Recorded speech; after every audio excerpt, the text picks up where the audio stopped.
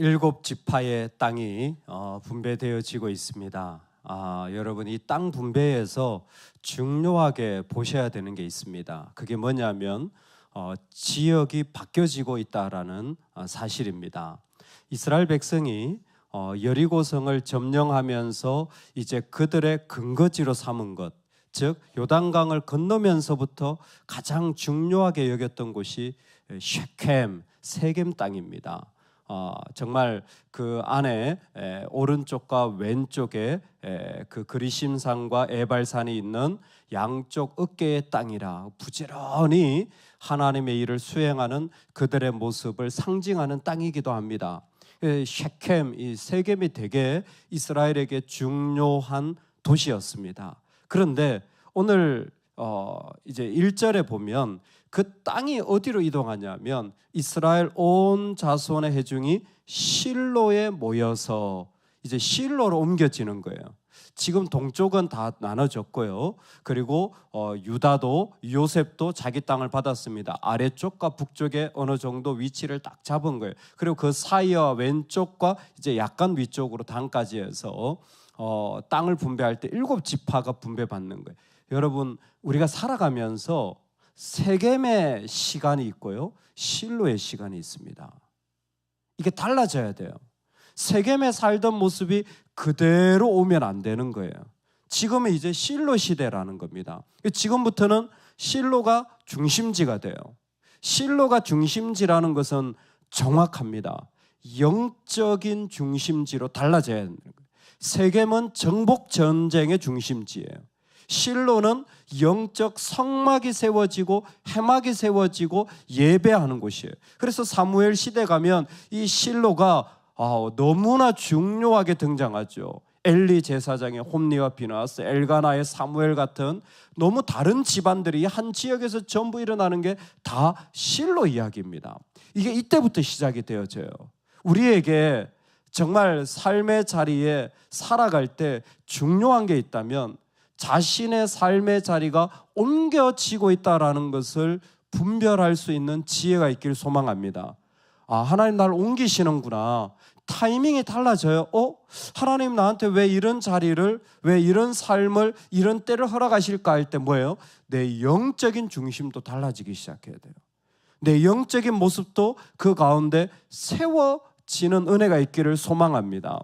이 실로는 사실 사마리아라는 그 유명한 도시의 고대 형태입니다. 고대 도시가 바로 실로예요.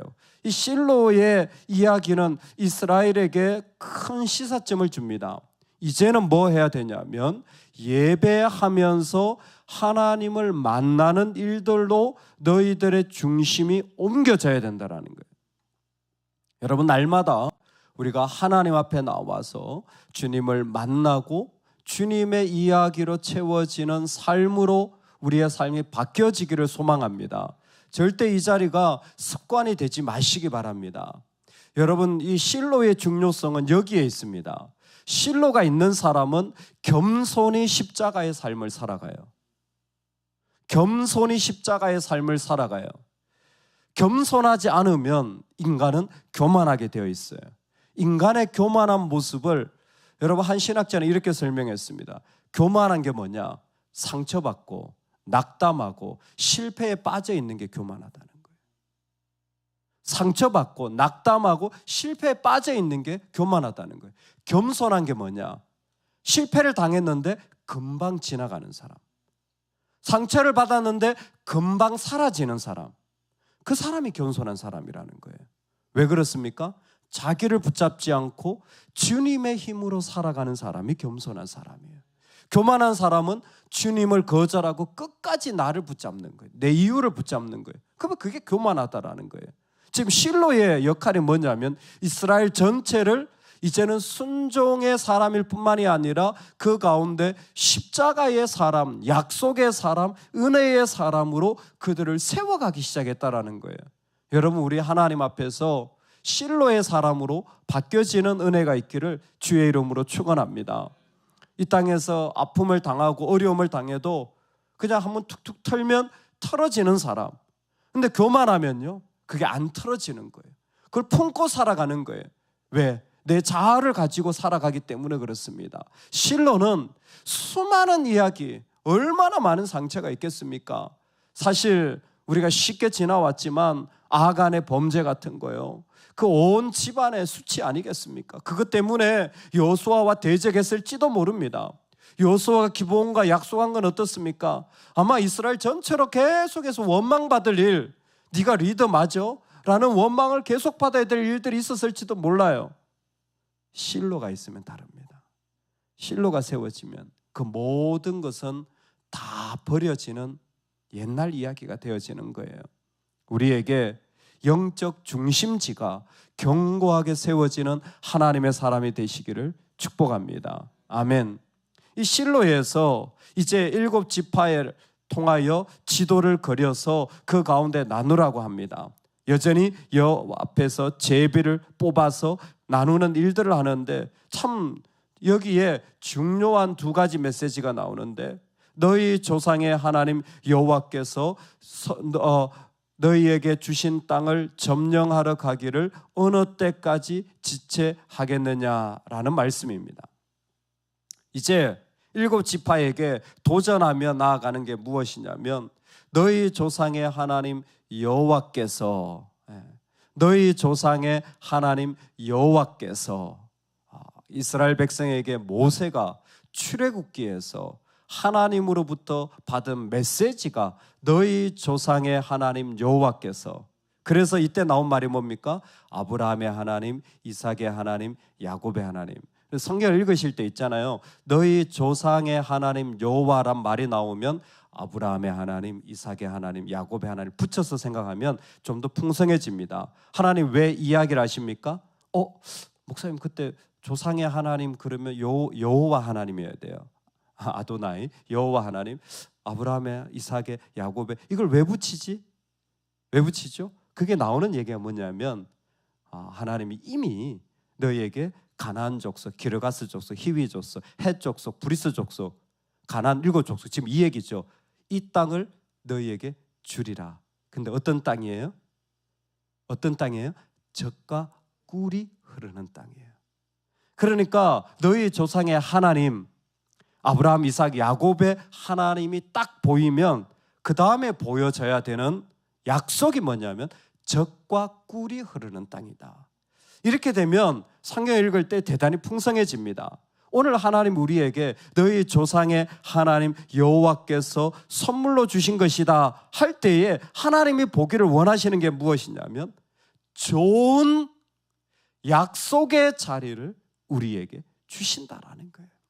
젖과 꿀이 얼마나 흐르느냐. 정복 전쟁을 하면서 여러분 젖꿀 보셨어요? 여러분 지금 보는데 젖꿀 보입니까? 아니요. 근데 하나님의 약속을 믿는 자들은 항상 좋아 보이는 거예요. 그게 철병거가 있는데요. 조금 전에 요셉 지파 그랬잖아요. 그 정말 골짜기도 있고요. 막 이런 거 있죠. 근데 너희 조상의 하나님 여호와께서, 그래서 저는 뼈대 있는 집안이 다르다고 생각해요. 믿음의 뼈대가 있는 집안이 있어요. 믿음의 물렁뼈도 물론 있긴 있습니다. 근데 뼈대가 있는 집안은 뭐가 다르냐? 항상 좋은 게 보이는 거예요. 이 약속과 말씀에 노출된 삶의 축복이 뭐냐면 항상 하나님이 약속하신 젖과 꿀이 보이는 거예요. 아니 나는 철병 것밖에 안 보이는데, 나는 힘든 것밖에 생각이 안 나는데, 조금 더 신앙이 자라셔야 됩니다. 신앙이 성숙하면 이제 7 지파의 때가 되면 이제는 하나님이 약속하신 젖과 꿀이 그 가운데 분명하게 보여지는 거예요.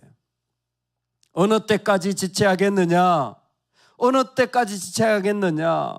우리 가운데 삶의 자리에 더 이상 이제는 교만이나 이 땅의 조건이 아니라 주님이 주시는 날에 그 부족함을 가지고 여전히 하나님 앞에 나아가는 삶. 지체하겠느냐라는 말씀이 잠언에 그대로 쓰였는데 이렇게 쓰였습니다. 내가 만일 한낱날에 낙담하게 된다면 내 힘이 미약함을 보임이니라. 아니 환난 날에 낙담하게 되는 게 당연한 것 아닙니까? 그렇다면 네가 지금 믿음이 없는 거야. 왜 지체하고 있니? 어렵고 답답하고 쉽지 않은 상처라고 할수록 하나님의 사람들은 적과 꿀로 보여지는 이 약속의 하나님의 길을 여전히 가지고 있다는 겁니다. 그러니까 뭐예요? 일어나라는 거예요. 걸어가라는 겁니다. 오히려 약속하신 하나님을 순종하며 나아가라는 겁니다. 오늘 하나님께서 우리에게 부르실 때에 그 하나님도 여전히 조상의 하나님으로 아브라함과 이삭과 야곱의 하나님으로 역사하고 계신 줄로 믿습니다. 여러분, 그때에 우리에게는 하나님이 약속하시고 주실 아름다운 것들을 기대하며 믿음으로 나아가실 수 있기를 소망합니다. 아무것도 없지만 그 가운데 하나님을 품고 나아가는 자들의 삶의 자리에 비록 그 가운데 정말 어려운 일들을 당하고 그 가운데 가난한 족속이 있다고 할지라도 하나님 말씀하시는 거예요. 애굽에서 당한 일을 내가 보았노라. 가나안 족속의 땅으로 올라가게 하리라. 하나님 다 알고 계신 거예요. 애굽이 얼마나 힘든지, 가나안 족속의 땅이 얼마나 험한지. 근데 하나님이 젖과 꿀이 흐르는 땅이라고 하시는 것은 무엇이냐면 하나님이 보시고 하나님이 인도하신다라는 것입니다. 오늘 우리에게 하나님이 우리의 삶의 자리에 그대로 오셔서 우리를 인도해 가시는 자리를 주님은 지금도 허락하여 주시는 것입니다. 그래서 그 사람에게 도전하는 것이 여호와 앞에서 제비를 뽑아 나누라. 여호수아가 그들을 위하여 실로의 여호와 앞에서 제비를 뽑고 그가 거기서 이스라엘 자손의 분파대로 그 땅을 분배하였더라. 아멘. 흐름이 딱 맞지 않아요. 이제는 실로라는 영적 중심지로 옮겨졌어요. 그 하나님 앞에 겸손해질 수 있는 하나님을 만나는 삶, 여러분 꼭 이 자리가 있기를 소망합니다. 이젠 그래야 돼요. 내가 나이가 들고 내가 뭔가 가진 게 있고 하나님 날 부르시고 무언가 경험이 쌓일 때 영적 중심지가 옮겨져야 돼요. 그래서 그 하나님 앞에 은혜 받는 자리가 특별해야 됩니다. 그 자리가 살아있어야 돼요. 실로의 자리에서 그들을 하나님 만나시는데 너희 조상의 하나님 여호와, 아브라함의 하나님, 이삭의 하나님, 야곱의 하나님, 그 하나님으로 만나서 좋은 것이 보이는 세대, 집안, 가정, 사람으로 적과 꿀의 그 약속을 하나님이 분명히 아시고 인도하시는 것을 그 삶으로 이루어가게 하실 때에 하나님이 딱 맞게 주시는 거예요. 제비를 뽑아 나누게 하라. 아니 요단 동쪽은 다 줬어요. 아니 심지어 갈렙도 그냥 주더만 왜 우리는 제비를 뽑습니까? 다 약속이 이루어지는 거예요. 모세와 약속했기 때문에 그대로 주는 거예요. 근데 7지파는 나누어서 제비를 뽑으라는 겁니다. 고라를 하는 것이죠. 여러분 제비를 뽑을 때에 신기한 게 있어요. 제비를 뽑으면 사실 이게 쉽지 않은 해석일 수도 있습니다. 우림과 둠밈을 제사장을 통하여 사용했는지, 우림과 둠밈도 어떤 게 부정적이고 어떤 게 긍정적인지 아직까지도 정확하게 우리가 이해하는 게 쉽지를 않아요. 돌로 아마 했을 가능성이 제일 높지만 그 제비 뽑기라는 말 아래 던지라라는 의미도 있기 때문에 나무 작대기를 던졌나? 이렇게도 생각할 수 있는데 어떤 방법인지 모르겠어요. 그러나 분명한 것은 모르고 뽑았다라는 건 확실합니다. 모르고 뽑았어. 이게 분명해요. 그러니까 하나님 뽑히는 대로 하는 거예요. 신기한 게 뭔지 아세요? 민수기에 보면 제비 뽑을 때에 제비 뽑으라. 근데 적은 수는 적은 땅을, 많은 수는 많은 땅을 가지도록 제비를 뽑아요. 모르고 뽑는데 신기하게 인구수에 따라 딱딱딱딱 다 뽑히는 거예요. 7지파가 전부 신기한 거예요. 아니 숫자대로 야 숫자 몇 명이야 계산, 야 땅 그려 지도 축적도 해가지고 몇 평 딱 이렇게 해야 되잖아요. 아니요, 제비 뽑았어요. 여기도 지금 제비 뽑았어요. 근데 인구 수대로 정확하게 그 땅이 다 뽑아지는 거예요. 여러분, 하나님 백성은요, 절대 하나님 실수하지 않고 하나님의 약속한 땅에 반드시 내가 서야 할 땅에 세우십니다. 지금 뭐 힘들고 어렵고 뭐 별 이야기 다 있죠. 아니요, 하나님은 그 사람을 반드시 그 땅에 세워, 부를 자를 부르시고 사용할 자를 사용하시고 하나님 반드시 그 땅에 세우시는 거예요. 그게 바로 지금 이 10절의 결론인 거예요. 제비 뽑기로 그 다 뽑으라는 거예요. 아니, 어느 정도 다 나눠줬으면 계산이 이미 다 나왔어요. 경계가 다 어느 정도 보이지 않습니까? 그러면 그으면 되잖아요. 아니요, 그렇게 하지 않아요. 왜 이 말씀해 주십니까? 하나님이 우리에게 정확하게 역사하실 하나님이신 것을 믿으라는 거예요. 할렐루야. 여러분, 두려워하지 마세요. 그것 때문에 내 인생 실패하지 않아요. 그것 때문에 내 인생 망하지 않아요. 그것 때문에 내 인생이 억울하지 않습니다. 하나님이 정확하게 우리를 세우시고 그 자리에서 우리를 불러 사용하십니다. 오늘 7지파를 통하여 정말 중요한 걸 배워요. 7지파 생각하면요, 아, 그래, 영적 중심이 달라져야지. 여러분, 오늘 결단하시고 기도하셔야 돼요. 하나님, 제가 더 기도해야 되는 거 아닙니까? 하나님, 제가 더 순종해야 되는 거 아닙니까? 내 영역에서 내가 하나님 앞에 달라져야 되는 모습이, 영적 중심이 옮겨지시길 바랍니다. 두 번째로는 하나님이 우리 가운데 이스라엘의 조상의 하나님으로 아브라함과 이삭과 야곱의 하나님을 보여주실 때 우리 눈에 적과 꿀이 보이시길 소망합니다. 맞아요, 애굽도 있고 가나안도 있고, 근데 하나님이 그 가운데 계시다면 적과 꿀입니다. 분명히 하나님이 좋은 것 약속하셔서 우리를 인도하십니다. 하나님 실수하지 않고 제비뽑기로 정확하게 그들 가운데 허락하시는 하나님의 역사, 오늘 우리 가운데 신뢰하며 걸어갈 수 있기를 주의 이름으로 축복합니다. 아멘, 아멘. 우리 같이 기도하며 하나님 앞에 나아가겠습니다. 하나님, 우리의 안목과 하나님의 안목이 다르다라는 것을 너무 잘 알고 있습니다. 오늘 우리는 말씀 가운데서 우리의 중심과 삶을 옮겨갑니다. 우리의 자리가 세워집니다. 정말 겸손하게 되어지고 주님을 만나게 되는 이 영적 중심지, 그리고 지체하지 않고 낙담한 곳에서도 달려나가는 하나님과의 약속의 모습, 하나님 이 마음을 가지고 적과 꿀이 흐르는 그 약속의 기쁨을 누리게 하여 주옵소서. 우리 다 같이 기도하시며 나아가시겠습니다. 하나님 아버지,